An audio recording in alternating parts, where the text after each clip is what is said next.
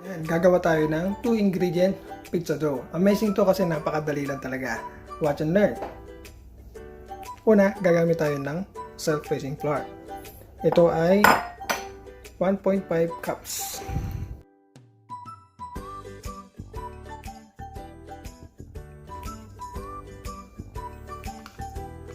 This is Greek yogurt.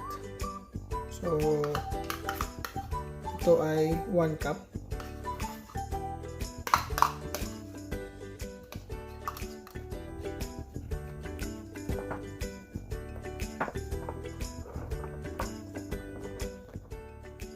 Maglagay tayo ng flour sa palad para hindi dumikit yung dough pag hinalo natin sa kamay.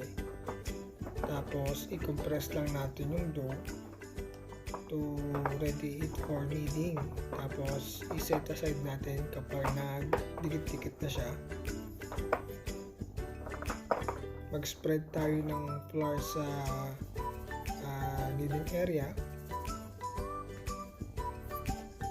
Then knead it for around 10 minutes.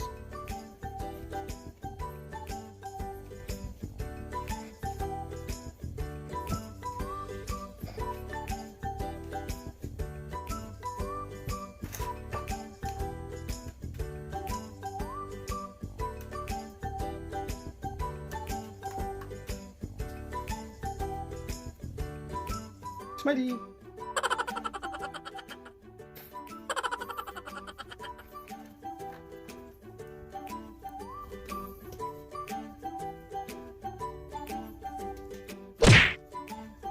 Ready na ang ating pizza dough. Set aside lang natin siya to prepare the ingredients sa ating corned beef pizza. Prepare tayo ng Parmesan and Cheddar Cheese. Create lang tayo ng katamtaman or depende sa gusto nyo. Kung marami, pwede rin. Huwag lang sobra. Just to cover the top of the pizza dough. Gumamit ako ng takip ng kaldero dito kasi mas madali ko siyang ma-shape ng circle yung ating dough. Then, nilagyan ko muna ng olive oil on top. Tapos, binarush ko siya. Also, para hindi siya manikit.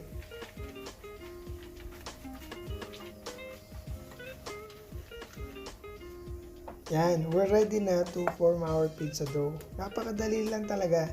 So, ilalapat mo lang siya sa takip ng kaldero or sa malaking plato. Tapos, you just keep on flattening it hanggang lumapat siya sa buong area. Then, after that, i-fold lang natin yung dulo ng ating pizza dough paikot. As you can see here. Maglagay lang tayo ng olive oil on top of our pizza dough to enhance the flavors of our pizza. Flavors, yes. Then let's add our yummy homemade pizza sauce. May ginawa pa akong video nito nasa aking video upload. And of course, my favorite part is to add the cheeses on top. It's really satisfying kapag ginagawa ko to.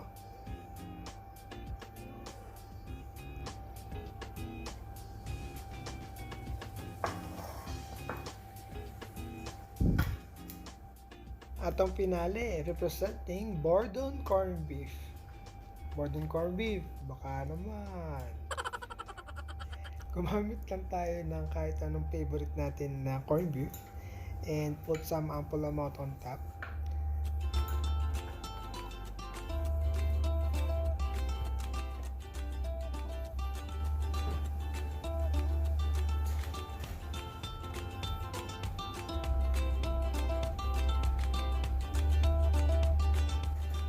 Kagandahan lang talaga sa recipe na to, few minutes lang okay na yung dough natin, hindi na tayo nagantay ng ilang oras para makagawa ng pizza dough.